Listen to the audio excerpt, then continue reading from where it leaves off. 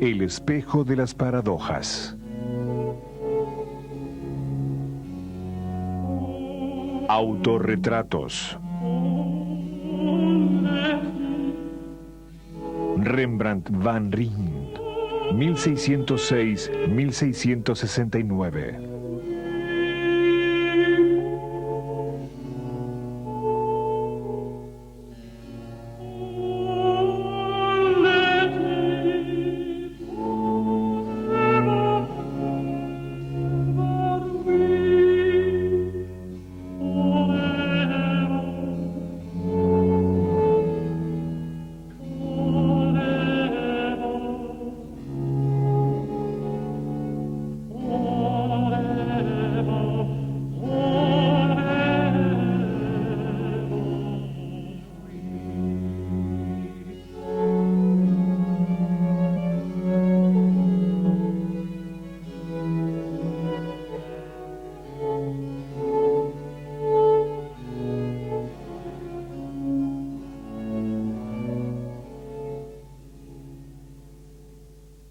(1428) Masaccio pinta escenas de la vida de San Pedro para la Capilla Brancacci en Santa María del Carmine de Florencia. Él se muestra entre los asistentes al sermón de Pedro. Su biógrafo, el pintor Giorgio Vasari, reporta que el retrato fue ejecutado con ayuda de un espejo. Medio siglo más tarde, en una epifanía en la que da a los Reyes Magos los rasgos de la familia Medici, Botticelli aparece al borde de la escena. En la misma época, Durero se pinta en el centro del martirio de los 10.000 cristianos,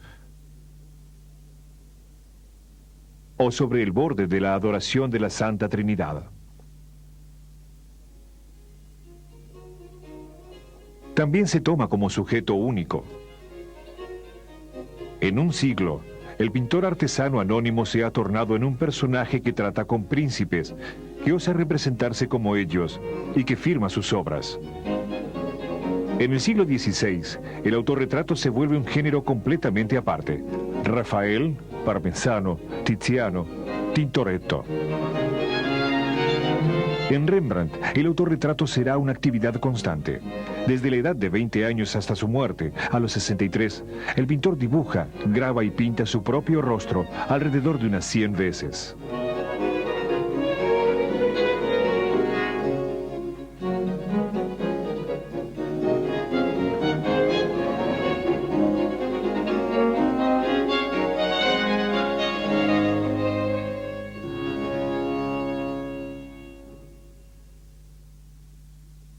Desde sus primeros cuadros hacia 1625-1626, Rembrandt se muestra en escenas religiosas.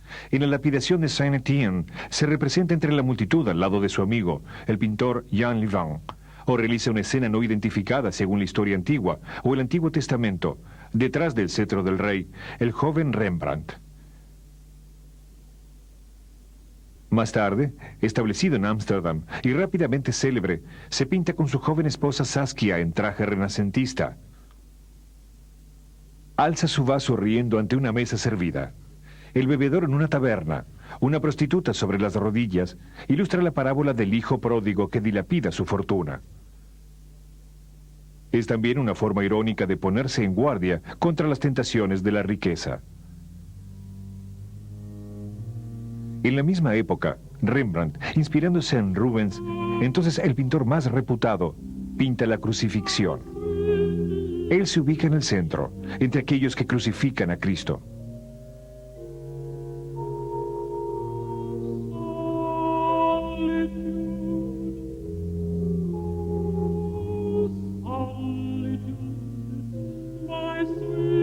La pintura de Rembrandt germina y se desarrolla en un mundo marcado por las diferentes religiones del libro. Si el hombre puede pasar por una suerte de libre pensador, bastante distante de las iglesias, él está impregnado de tradición espiritual. Ermitas, filósofos, sabios, magos, sacerdotes, profetas, santos, pueblan sus cuadros.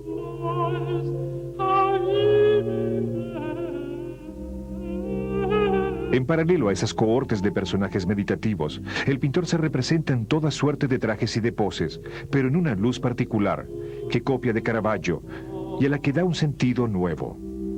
Rembrandt se sirve del claroscuro para sugerir más bien la intensidad emocional, la revelación, la meditación.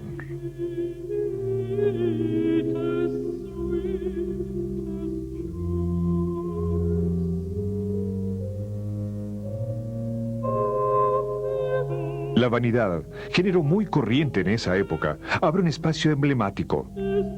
Los objetos están dispuestos de modo que crean una suerte de moraleja, una cadena de meditación permanente.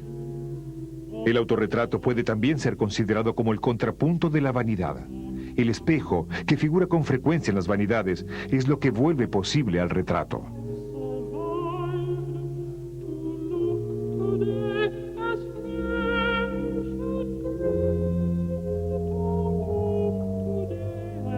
Vuelto a partir del siglo XIV, un objeto doméstico corriente, el espejo intriga a pintores y sabios. Los hombres de ciencia descubren en él las paradojas de la simetría y del infinito. Los pintores, las paradojas de la representación y de la mirada reflejada.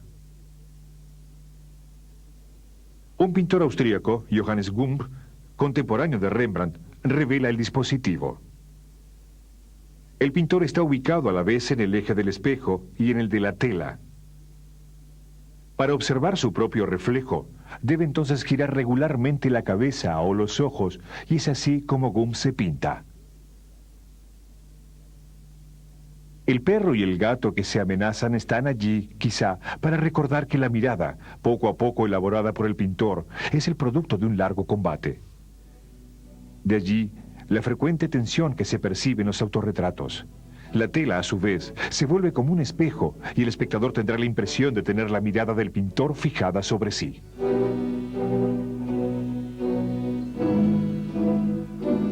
¿El espejo vuelve los retratos realmente parecidos? Rembrandt ha sido representado varias veces por sus alumnos, hasta el punto que esas telas le han sido atribuidas durante largo tiempo. El rostro visto por otros está muy próximo a aquel que muestran los autorretratos de su mano. Pero no es exactamente semejante, pues, otra paradoja, la imagen reflejada está invertida. El lado izquierdo, pintado tal cual es, de hecho, percibido por el espectador como el lado derecho de un rostro que lo enfrentara. Siendo los rostros rara vez simétricos, la imagen del autorretrato es engañosa. Si el pintor se muestra trabajando, debe enfrentar otra consecuencia de esta paradoja. En los diestros, la paleta y el apoyamanos son sostenidos en la mano izquierda, y es la derecha la que maneja el pincel. La imagen en el espejo invierte esta relación. Los pintores clásicos debían entonces hacer trampas para transformar su mano izquierda en mano derecha. La radiografía de un autorretrato en la Galería Nacional de Londres muestra que Rembrandt se pintó primero tal como se veía. Pero el pintor prefirió después borrar los instrumentos antes que parecer zurdo. Más tarde, los pintores no tendrán ya esa preocupación del camuflaje. David, después Manet, Van Gogh o Cézanne se pintan tal como se ven. Su mano izquierda se vuelve una mano derecha que sostiene una paleta. Las fotografías prueban que Cézanne era bien diestro. Caillebotte, en un autorretrato, expone el decorado tal como éste se refleja en un espejo.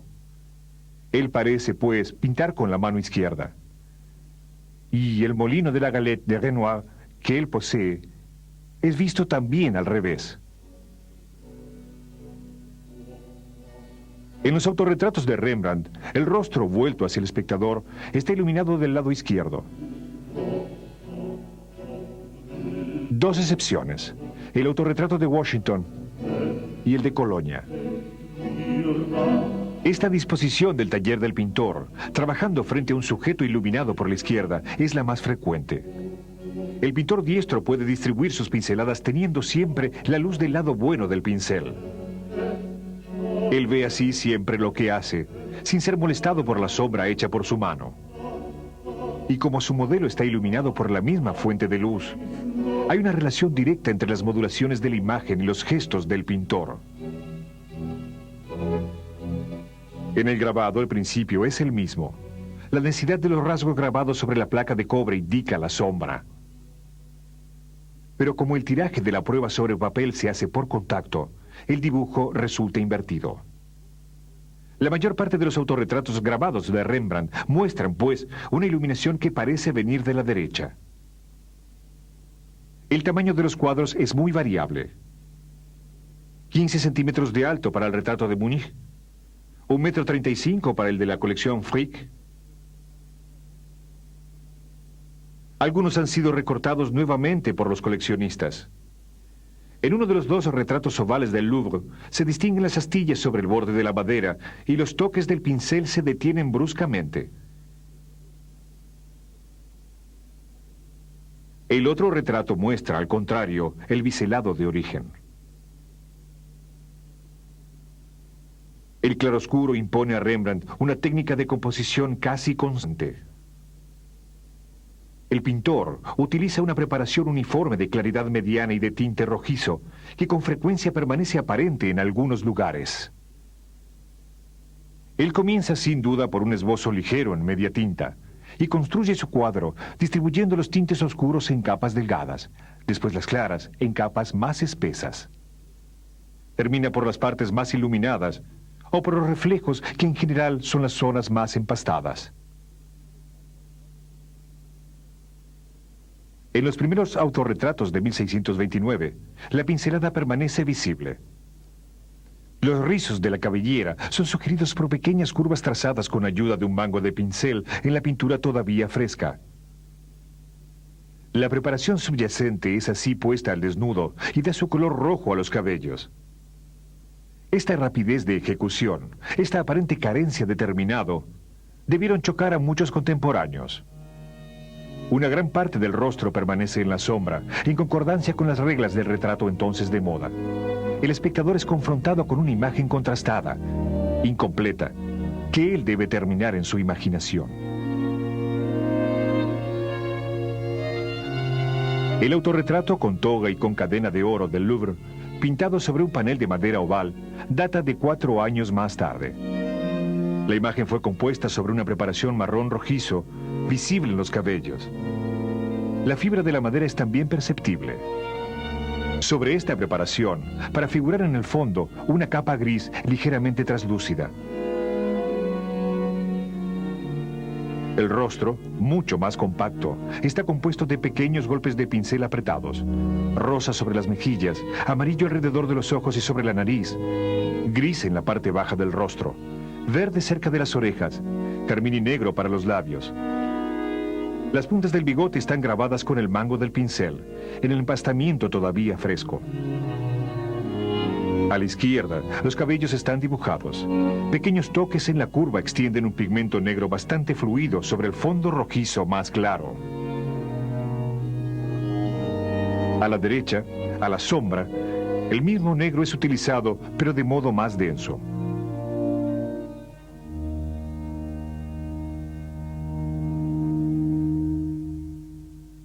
La cadena de oro es cincelada con ayuda de arabescos de ocre. Los brillos son dados por empastamientos de amarillo y los rayos de luz por blanco. En el autorretrato de la colección Frick, que data de 1658, las pinceladas se adaptan a las texturas. Torsadas de la cintura, rojas. Pliegues de la manga, blancos. Forro del abrigo, violáceo. Frunces de la camisa, amarillos. Relieves negro y oro del brocado. Brillos del bastón de plata. Una vez más, pinceladas mucho más finas esculpen el rostro y sugieren arrugas, hinchazones, capa rosa, luces macilentas.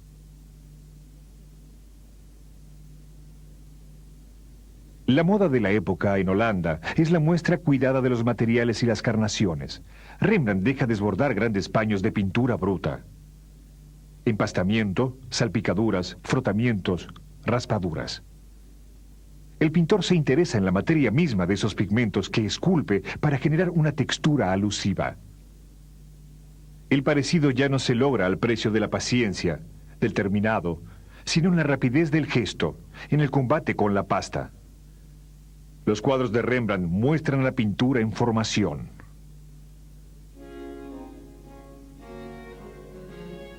Rembrandt frecuentaba los remates y compraba lotes de trajes viejos, armas o sombreros. En sus autorretratos, usa numerosos disfraces. Diversos autores han visto en ello la marca de una personalidad extravagante. Sin embargo, accesorios y situaciones tienen con frecuencia muchas otras explicaciones.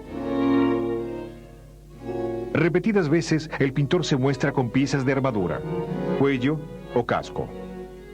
Las piezas de armadura podrían ser una suerte de llamado patriótico. Las provincias holandesas acaban de conquistar su libertad contra España. Minerva, diosa de la guerra, a menudo simbolizada por su armadura y su casco, se vuelve protectora de los pintores y reemplaza poco a poco a San Lucas. La representación de las superficies metálicas con sus brillos es también para el pintor una forma de mostrar su destreza. En fin, la armadura es símbolo de la precariedad de la gloria. Frecuentemente, Rembrandt está tocado con un birrete o una boina. Derivada de la toga académica, la boina es asociada a los artistas y a su vida libre. Está presente en un grabado de Lucas de Leyde, tal vez un autorretrato en el cual Rembrandt se inspiró. Por metáfora, la boina puede simbolizar el genio artístico. La cadena de oro era la recompensa de un soberano al pintor. Tiziano había recibido una de Carlos V, Vasari de Pío V, Rubens de 3 soberanos. Rembrandt se pinta con diversas cadenas de oro, pero es pura ficción, pues él no está ligado a ningún soberano. El metal amarillo con sus reflejos era también un test de virtuosidad pictórica. Y el oro es un discreto llamado de atención a la vanidad de las riquezas. Saliendo de Leyde, tranquila ciudad universitaria, para Ámsterdam, capital cosmopolita, el pintor cambia de estatus. Tomando ejemplo de Rubens, que se pintó con un altivo sombrero orlado, Rembrandt se graba como burgués, portando el sombrero. Como lo hicieron antes Rafael, Miguel Ángel o Tiziano, el pintor firma por primera vez con su único primer nombre, Rembrandt.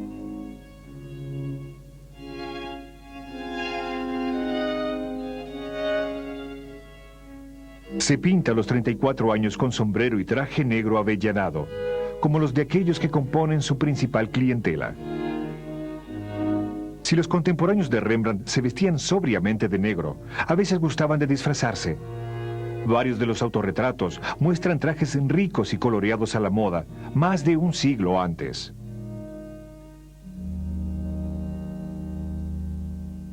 Rembrandt vio salir a la venta en Ámsterdam el retrato de Baltasar Castiglione, de Rafael.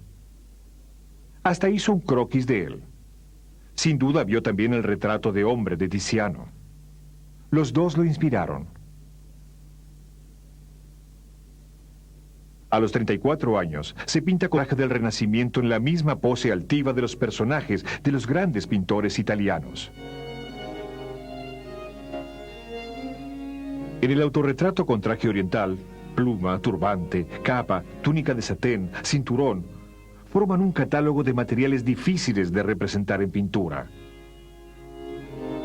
A estas texturas, el pelaje del caniche, pintado más tardíamente, aporta un contrapunto irónico. El personaje deriva, tal vez, del rey mago de un cuadro de Rubens.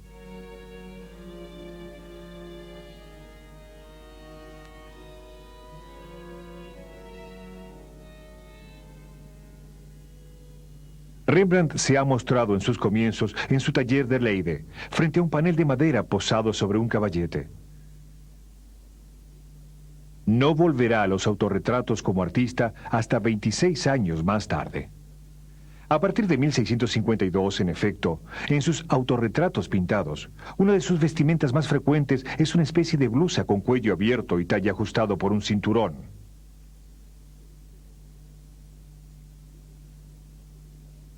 Es su ropa de trabajo. Ella es visible en una serie de grabados que muestran a Rembrandt en la ventana, dibujando. Los pintores de su época se representaban favorablemente muy bien vestidos. Rembrandt se muestra trabajando, sin afectación. Está desaliñado, tocado con turbantes informes.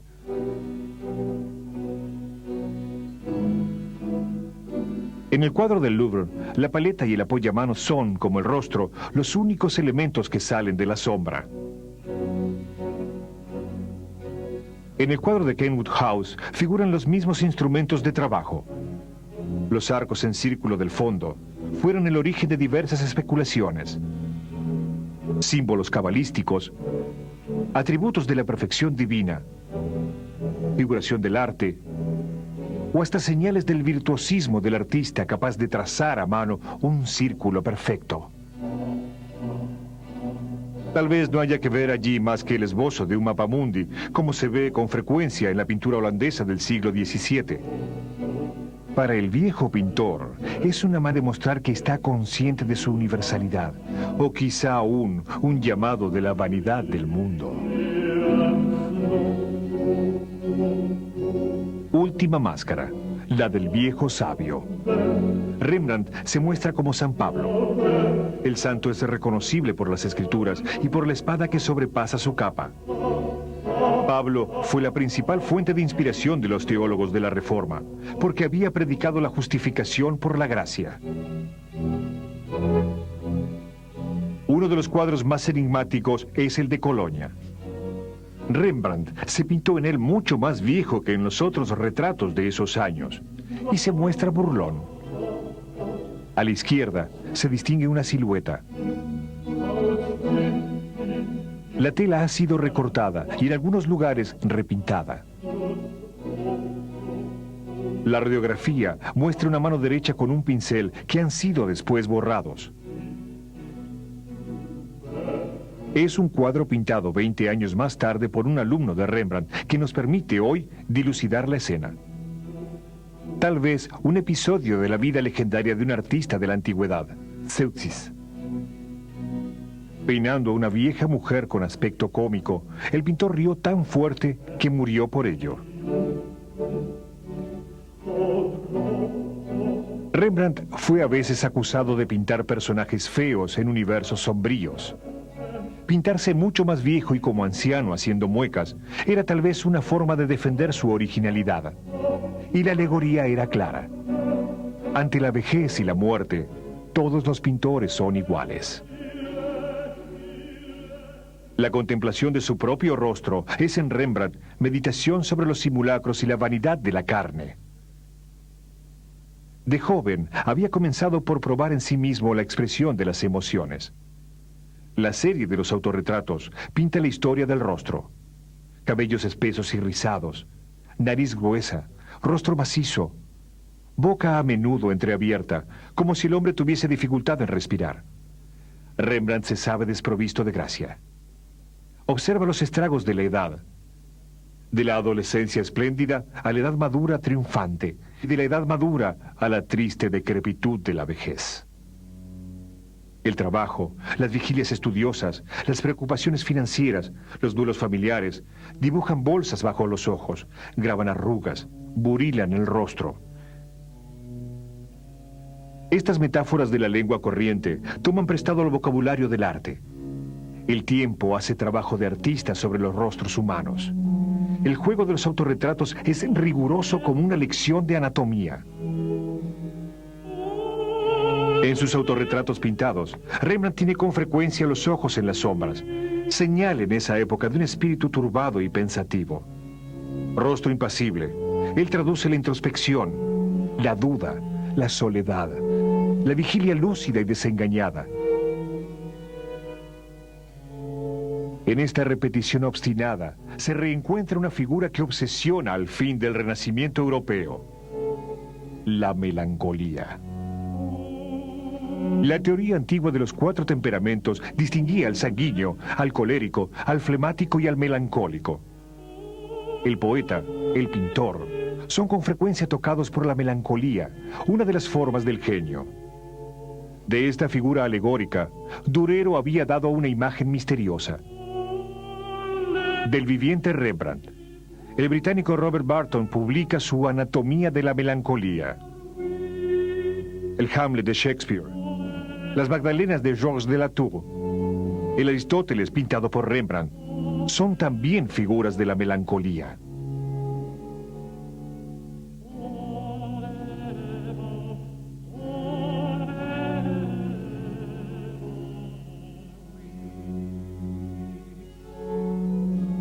Dispersados hoy en día en una treintena de colecciones, los demasiado preciosos autorretratos de Rembrandt no podrán, sin duda, jamás estar todos reunidos en una exposición.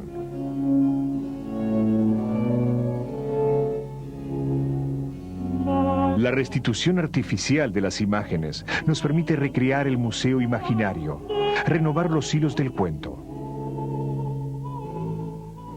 Pues estos cuadros son también una narración. Cada retrato hace eco a los otros cuadros en preparación.